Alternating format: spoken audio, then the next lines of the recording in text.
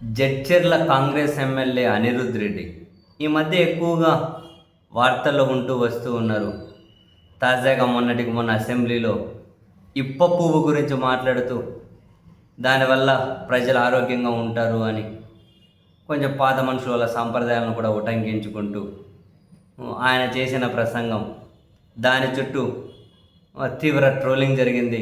మరీ ముఖ్యంగా జనసేన, టీడీపీ వీళ్ళ సోషల్ మీడియా పెద్ద ఎత్తున అనిరుద్ రెడ్డి మీద ట్రోల్ చేశారు తనని.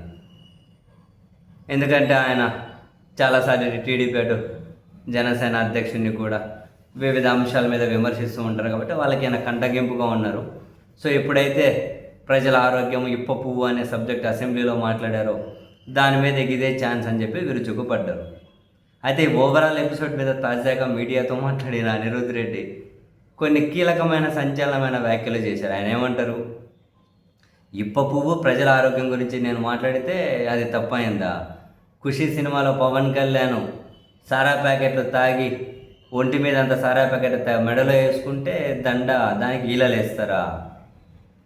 బాలకృష్ణ ఏమో మామా ఎక్ పెగ్లా మామా ఎక్ పెగ్లా అని చెప్పి పాట పాడితే మాత్రం విజుళ్ళు వీలలేస్తారా? మందు బాబులం మేము మందు బాబులం అని నెత్తి మీద గ్లాస్ పెట్టుకొని డ్యాన్సులు చేస్తే విజిల్లు వేస్తారా? అటువంటి బాధ్యత లేని వాళ్ళకేమో విజిల్లు వేస్తారు.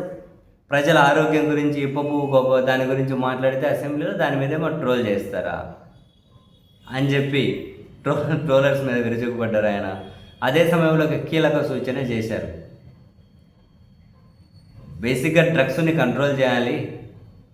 ఆ డ్రగ్స్ని కంట్రోల్ చేయాలి అంటే రాజకీయ నాయకులు, సినిమా వాళ్ళు దాన్ని ఇనిషియేట్ మెయిన్ ఏమంటారు, ఈ సెలబ్రిటీల్లోనే మెయిన్గా ఈ డ్రగ్ కల్చర్ ఉంది కాబట్టి సినిమా వాళ్ళు, రాజకీయ నాయకులు ఖచ్చితంగా ఒక రూల్ ఫాలో అవ్వాలి.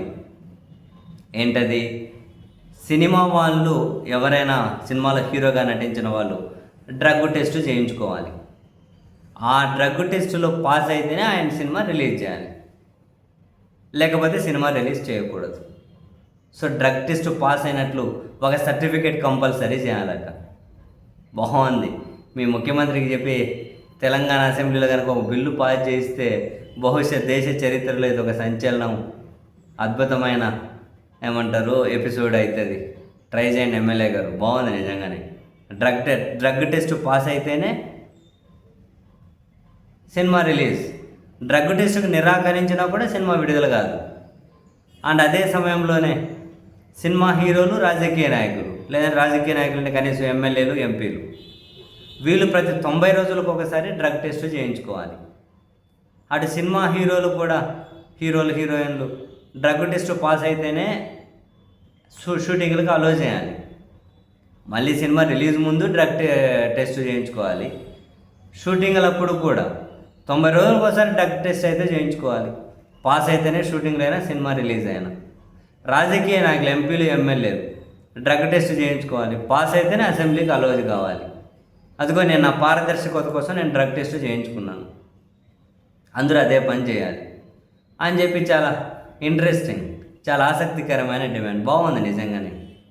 డ్రగ్స్ని కంట్రోల్ చేయాలనే చిత్తశుద్ధి కనుక ఉంటే సెలబ్రిటీలు ఈ విధంగా ముందుకు రావాలి.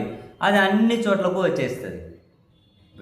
సినిమా వాళ్ళు, ఎంపీలు, ఎమ్మెల్యేలు పని చేశారనుకో, తర్వాత అది నెక్స్ట్ కంపెనీలకు వస్తుంది, ఐటీ ఉద్యోగాలకు వస్తుంది, అందరి దగ్గరకు వచ్చేస్తుంది. ఆ సర్టిఫికెట్ ఉంటేనే ఎంట్రీ, ఆ సర్టిఫికెట్ ఉంటేనే ఉద్యోగం, ఇవన్నీ వస్తాయి. నిజంగా డ్రగ్స్ లేని రాష్ట్రంగా, డ్రగ్స్ లేని దేశంగా డెఫినెట్లీ తయారు చేయొచ్చు. మంచి సలహా ఇచ్చారు, కానీ పాటించేది ఎవరు?